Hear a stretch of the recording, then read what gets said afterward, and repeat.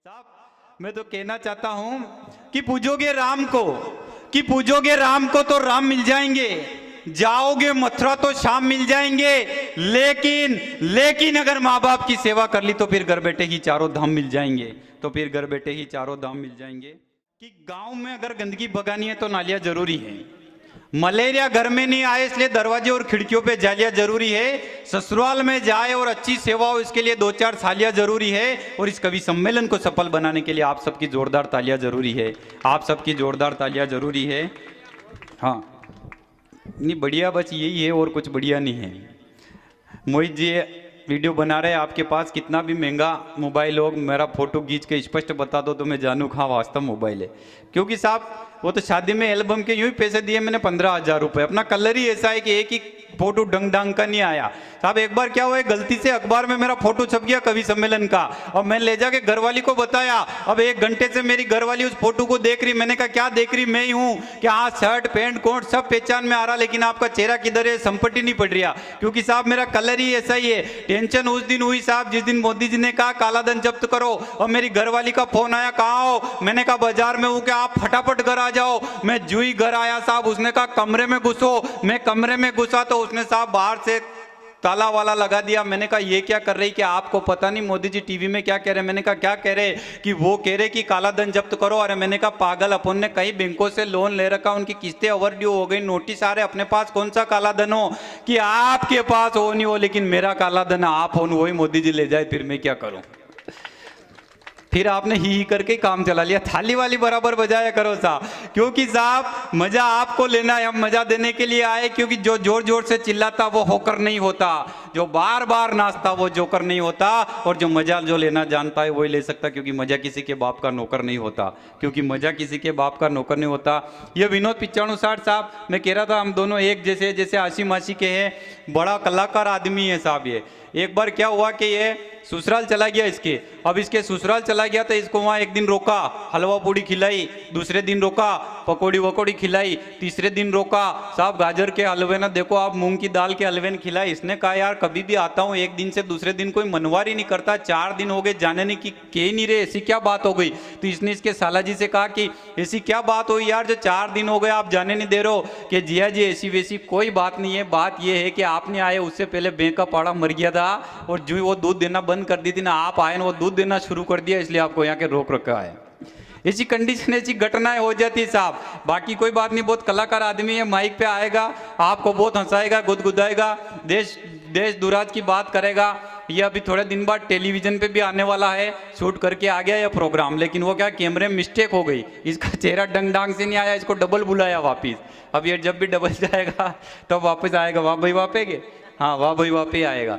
थोड़ी समस्या हो जाती है, वो समस्या इसके साथ हुई साहब। इसके गांव में क्या हुआ, एक पागल आ गया, अब पागल आया साहब वो लाइट के खंबे के ऊपर चढ़ गया। अब वो जुई लाइट के खंबे के ऊपर चढ़ा के साहब लाइट काटनी पड़ी, अगर नहीं काटे तो वो और ऊपर चला जाए। अब 3 दिन हो गए वो नीचे नहीं उतरे साहब, पूरा गांव में अंधियारा अंधियारा, लोग परेशान हो रहे, लाइट नहीं आई। अब साहब वहाँ क्या हुआ, पूरा गाँव इकट्ठा हुआ। अब गाँव में क्या पंचायत होती है, पंचायत का मालिक सरपंच होता है, तो सरपंच साहब आए, उन्होंने कहा कि देख तू नीचे उतर, तेरे को गुलाब जामुन खिलाएंगे, तू नीचे उतर, तू जो मांगेगा वो देंगे, तेरे को नए कपड़े दिलाएंगे। लेकिन वो नीचे नहीं उतरा साहब, मजबूर होकर थाने में रिपोर्ट करी। थानेदार साहब आए, उसने कहा नीचे उतर, अगर मैं ऊपर चढ़ के नीचे उतर गया तेरे थाने में ले जाकर पट्टे वट्टे लगाऊंगा। वो फिर भी नहीं डरा, नीचे नहीं उतरा साहब। लेकिन 3 दिन बाद एक पागल और आया, उस भीड़ को देख के वो वहां रुक गया। जो ही रुका साहब उसने वहां रुक के कहा कि यहाँ क्या तमाशा हो रहा है, कि कुछ भी तमाशा नहीं हो रहा है, ये पागल लाइट के खंबे के ऊपर चढ़ गया, 3 दिन हो गए नीचे नहीं उतर रहा, कि मैं 2 मिनट में उतार दूं। तो वहां सरपंच साहब बोले तेरा दिमाग खराब है, हम 3 दिन से इसके उतारने की जपा कर रहे हैं, नीचे नहीं उतरा, और तो 2 मिनट में उतार दे, उतार के बता। तो साहब उसने अपनी जेब में से सेविंग करने की ब्लेड निकाली, जो अपने मालवी भाषा में कहते हैं दाढ़ी करने की पत्ती, उस खंबे के अड़ाई, और उस पागल से कहा कि उतर रहा कि काटो। उसने कहा नीन फटाक से नीचे उतर गया। और वो जो ही नीचे उतरा, हमने पूछा कि यार जब तब हम उतार रहे थे तो नहीं उतरा, इसके कहने से कैसे उतरा। तो उसने कहा भाई साहब आप सब समझदार लोग हो, मेरा कुछ भी नहीं बिगाड़ सकते, लेकिन इस पागल का क्या भरोसा है, तंबा काट भी देता तो।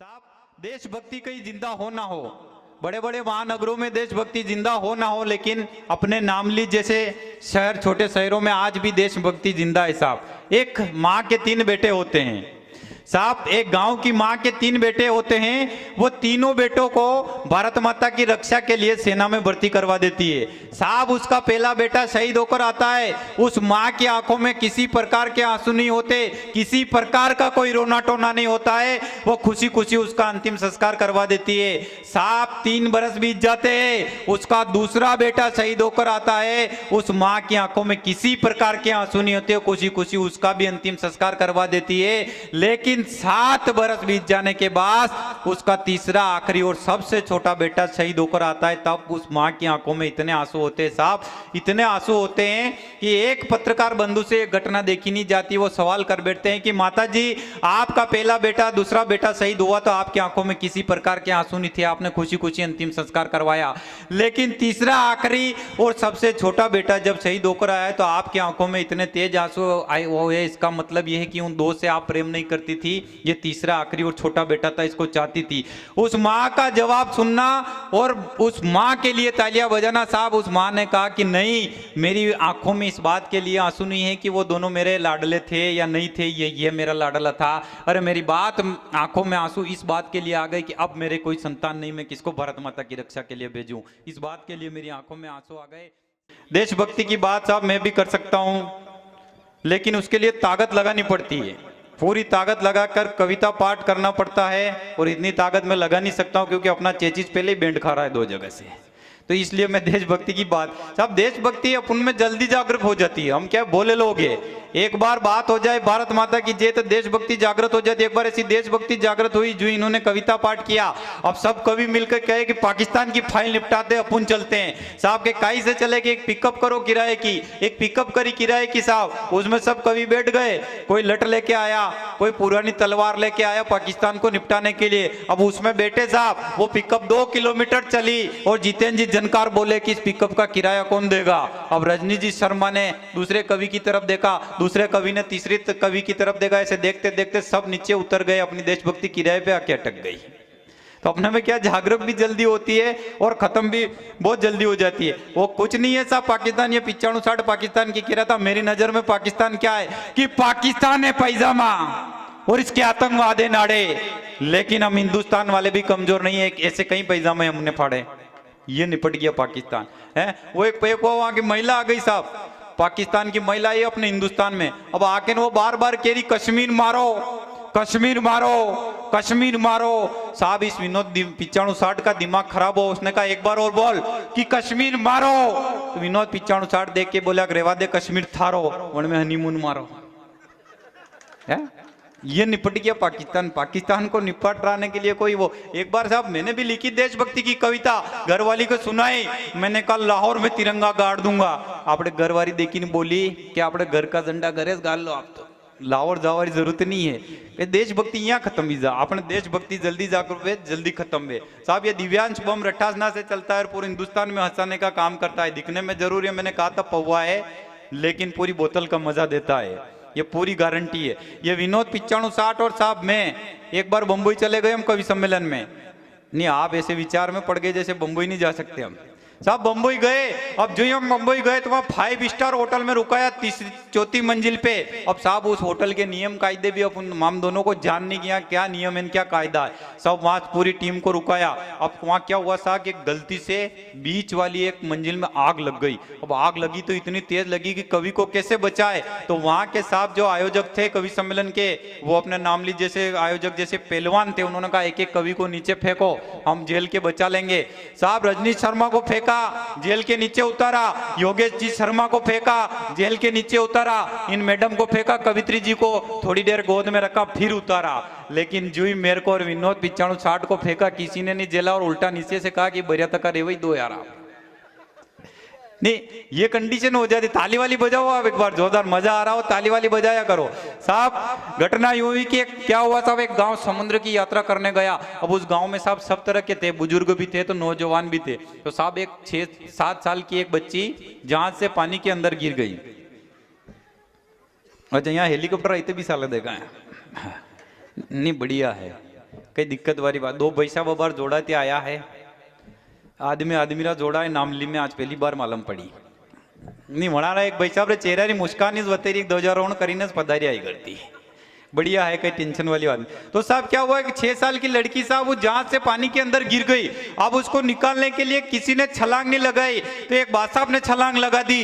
जो ही बादशाह साहब ने छलांग लगाई कि 4-5 नौजवान देख के बोले कि गांव में जाकर बात होगी कि यार अपने जवानों के होते हुए एक बुजुर्ग बादशाह साहब इस लड़की को निकाल के लाए तो अपनी क्या इज्जत रहेगी। 2-4 जवानों ने और छलांग लगाई, बादशाह साहब और उस लड़की दोनों को निकाल के लाए पानी में से। और बादशाह साहब से कहा कि बादशाह साहब जब हम छलांग लगा रहे थे तो आपको छलांग लगाने की जरूरत कहाँ थी। बादशाह साहब देखी ने बोलिया कि नवरी बात मत करो, यूं बताओ कि मने धक्को कन दी दो। एक बार पूरा सदन जोरदार ताली बजाए दिव्यांश के लिए। कुंवारा है, इसे लखन से कौन छोरी दे इसको। नी कसम से हमारा उधर राजस्थान में गांव में अगर 18 साल से 22 साल का हो जाए न उसकी सगाई नहीं हो तो वहाँ लोग उसको गांव में सांड कहने लग जाते हैं। अगर किसी चौराहे से निकले तो लोग कहते हैं वहाँ बैठे हुए बुजुर्गों के सांड जा रहा है, ऐसा ना हो किसी का खेत का उजाड़ करके ना आ जाए। ऐसी घटनाएं हो जाती साहब। ये कभी नहीं बना, उससे पहले इसकी कई इच्छाएं हुई। ये पढ़ाई लिखाई करने गया, उस पहले इसकी इच्छा हुई कि मैं पुलिस में भर्ती हो जाऊं, लेकिन इसका सीना वीना नहीं है, ऐसा कुछ नहीं हुआ साहब। फिर इसकी इच्छा हुई कि यार मैं डॉक्टर बनूं, तो डॉक्टर भी कौन सा बनूं, पशु चिकित्सक बनूं। हाँ नहीं, अपना डॉक्टर बन जाए, इससे अगर कोई मर जाए तो लपड़ा पड़ जाए। पशु चिकित्सक बनने के लिए गया साहब ये। अब ये जहाँ सीखने आया वहाँ योग से मेन पिक्चर उसाट भी सीखने गए। अब हम 3 कंपाउंडर एक डॉक्टर साहब से सीख रहे, तो साहब 6 महीने की ट्रेनिंग हुई हमारी कि एक वहाँ हाथी का ऑपरेशन आ गया। अब हाथी का ऑपरेशन आया साहब कि उसके आमद से मिस्टेक, अब उसके आमद से मिस्टेक से साहब ऑपरेशन हुआ। 2-3 घंटे लगे, हाथी का ऑपरेशन हुआ साहब। उसके बाद क्या हुआ कि उस हाथी के 105 टाँके आए, 105 टाँके आए। अब उसमें क्या हुआ, गलती से दिव्यांश अंदर ही रह गया, हमने टाँके लगा दिए। अब इसको ढूंढा इधर उधर, ये मिला नहीं। अब इसके फोन लगाया तो अंदर से बोला कि यार भाई साहब आपने टाँके लगा दिए, मैं तो अंदर ही रह गया आमस में। तो विनोद 95 ने उस मावत से कहा कि यार ऑपरेशन एक बार और करना पड़े कि क्योंकि हमारा एक कंप्यूटर अंदर रह गया। तो मावत तो क्या नहीं 105 टाँके पहले ही आए, अब नहीं मेरा हाथी मर जाए। अब साहब टेंशन हो गई, इसके घर वाले को क्या जवाब दे। तो साहब उधर से हम इधर टेंशन में बैठे कि रजनीश शर्मा जी आए कि यार ऐसा क्या होगा, तुम्हारे चेहरे उतरे हुए कि कुछ नहीं यार, यहाँ डॉक्टरी सीखने आए थे, ऑपरेशन किया तो वो अंदर ही रह गया ना हाथी का। या मावत ऑपरेशन नहीं करने दे, अब इसको बाहर कैसे निकाले। तो इसने कहा सिंपल तरीका है क्या कि हाथी को 2 किलो हरी मिर्च खिलाओ। हमने 5 किलो खिलाई साहब। 4 घंटे बाद ये बाईपास बाहर आ गया। ये समस्या हो जाती है साहब। हंसी के उस माहौल में हम आपको पुनः ले चलेंगे। मैंने कहा हास्य का एटम बम रजनीश शर्मा हमारे बीच है। वहीं गीत पे प्रतिगीत एक विधा होती है पेरोडी, जिस पर आपको हंसाएंगे गुदगुदाएंगे। जितेंद्र जी जनकार हमारे बीच है। माँ शारदे की वो बेटी जो प्यार मोहब्बत की बात करेगी आपके बीच, गीत संगार के सुनाएगी। वहां तक इस मंच को ले जाएंगे। लेकिन मैं चाहता हूं कि पुनः देशभक्ति की बात करें, और देशभक्ति की बात करने के लिए एक और कलम हमारे बीच जो मोरवन की पावन माटी से चलकर पूरे देश में जानी जाती है साहब। कोई कह देता मैं भारत माता की जय नहीं बोलूं, कोई कह देता मैं वंदे मातरम नहीं बोलूं, तब मैं कहना चाहता हूं कि उठे अगर नजर भारत मां पर तो उस आंख को फोड़ दो। कि उठे अगर नजर भारत मां पर तो उस आंख को फोड़ दो। जिस चीज से शरीर में तकलीफ हो उसको खाना छोड़ दो। और जो गद्दार भारत माता की जय और वंदे मातरम बोलने से इनकार करे उसको चौराहे पे लटका कर फोड़ दो, उसको चौराहे पे लटका कर फोड़ दो। गीत जो ऑलरेडी जो गाने बने हुए हैं उन पे प्रतिगीत लिखकर जो हंसाने का काम करते हैं। पुराने जमाने में गाने हुआ करते थे साहब दादा की टाइम के कि लाल छड़ी मैदान खड़ी, आंख लड़ी और बात बड़ी, जिससे मालूम पड़ता था कि आंख लड़ने से आगे बात बढ़ती थी। उस जमाने के गाने हुआ करते थे साहब। बहारों फूल बरसाओ मेरा महबूब आया है। और साहब ऐसे ऐसे गाने हुआ करते थे जिनसे लगता था, शादी ब्याह में भी वो गाने चलते थे तो ऐसा लगता था कि वास्तव में कुछ प्रोग्राम हो रहा है, कुछ गाने। अब इस जमाने में ऐसे ऐसे गाने आ गए कि इधर दूल्हे को घोड़ी पे बिठाओ ना गाना चलता है, तुझे दूल्हा किसने बनाया भूतनी के। अब उसका कोई मतलब नहीं आया, इतने लाख की शादी करी, इतना बढ़िया डीजे लाए, वैसे ऐसे गाने आ गए साहब। उस जमाने के गाने हुआ करते थे, इस जमाने के गाने में कितना फर्क हो गया साहब। वो एक गाना चला, आदमी हूँ आदमी से प्यार करता हूँ। अब आदमी आदमी से प्यार करेगा, औरतें क्या मंगल ग्रह चली गई साहब। एक गाना चला, बोली सी सूरत आंखों में मस्ती दूर खड़ी शर्माए, मेरी नजर से तुम देखो तो यार नजर आए। इसकी पहली लाइन बहुत बढ़िया है, बोली सी सूरत हो सकती है, दूर जाके शर्मा सकती है, लेकिन इसकी दूसरी लाइन मिस्टेक कर गई कि मेरी नजर से तुम देखो तो यार नजर आए। जब आप सब मेरी नजर से निशा उज्जैनी को देखो तो क्या आपकी नजर में क्या मोतियाबिंद हो गया साहब मेरी जिस समय शादी हुई उस समय वो गाना चल रहा था, दिल क्या चीज है जानम जान तेरे नाम कर दूं। अब वो पूरी बनोरी में बैंड वाले ने यही गाना गाया, दिल क्या चीज है जानम जान तेरे नाम कर दूं। अब मेरे दिमाग में भी फिट हो गया। अब मैं मेरी घरवाली नहीं अब उसको सुनाता, दिल क्या चीज है जान तेरे नाम कर दूं, उसको भी अच्छा लगता। अब साहब 2 लड़कियां होने के बाद एक दिन कह रही कि वो गाना सुनाओ ना, पहले सुनाते थे। मैंने कहा कौन सा? दिल वाला। मैंने कहा दिल क्या चीज है जानम जान तेरे नाम कर दूं। तो वो उधर से देख के बोली, दिल जान ये सब आपके रेवा दो, आपने तो प्लाट नाम पे करे दो। कि सांप ना हवाओं में है, कि ना हवाओं में है, ना लहरों में है, ना नदियों में है, ना नहरों में है। अरे कहां ढूंढते हो आप स्वर्ग को? स्वर्ग तो माता पिता के पैरों में है, स्वर्ग तो माता पिता के पैरों में। जिंदगी में 2 औरतें सिर पर हाथ घुमाती है, पहली माँ, दूसरी पत्नी। माँ जब हाथ घुमाती है तो बाल बढ़ते हैं, और पत्नी जब हाथ घुमाती है तो बाल जड़ते हैं। और रजनी जी को देखकर ऐसा लग रहा है कि पूरे मोहल्ले वाली ने हाथ घुमा रखा है। पीछे भाई साहब को ज्यादा आनंद आ रहा है। साहब टेंशन होती है जब कि एक बार निशा उज्जैनी जी के साथ मैं बंबई गया प्रोग्राम में। अब साहब जो हम बंबई गए कि वहां फेयर एंड लवली कंपनी का मालिक मिला हमें। वो उस कंपनी का मालिक आया निशा उज्जैनी जी के पास कि मैडम आपका फोटो दो। मैंने कहा भाई साहब इनके फोटो को क्या करेगा? कि इस फोटो के मैं 2 लाख रुपए दूंगा। मैंने कहा 2 लाख रुपए दे रहा, वो भी फोटो के, लेकिन इस फोटो का क्या प्रयोग है, क्या उपयोग है? तो उसने कहा भाई साहब ये फोटो लगेगा फेयर एंड लवली जहाँ पैकिंग होती है उस पैकिंग के ऊपर। मैंने कहा इससे क्या होगा? कि इससे ये होगा कि मेरी फेयर एंड लवली बिकेगी, कि भाई फेयर एंड लवली लगाने के बाद इतनी खूबसूरती आती है। तो मैंने कहा भाई साहब एक काम करना, 1 लाख रुपए मुझे भी देना और मेरा फोटो भी लगा देना। तो उसने कहा तुम्हारा दिमाग खराब है, मेरी फेयर एंड लवली बिक्री वही बंद हो जाएगी तेरा फोटो लगाने के बाद। तो मैंने मैडम से कहा, मैंने कहा मैडम जब तक ये आदमी मेरा फोटो नहीं ले, आप फोटो नहीं दोगे। तो इन्होंने फोटो नहीं दिया ना, मोबाइल में फोटो किसने दिया? सामने वाला इतना कलाकार आदमी निकला साहब के 10 मिनट बाद आया। उसने कहा कि मनोज जी आपके फोटो के 4 लाख दूंगा।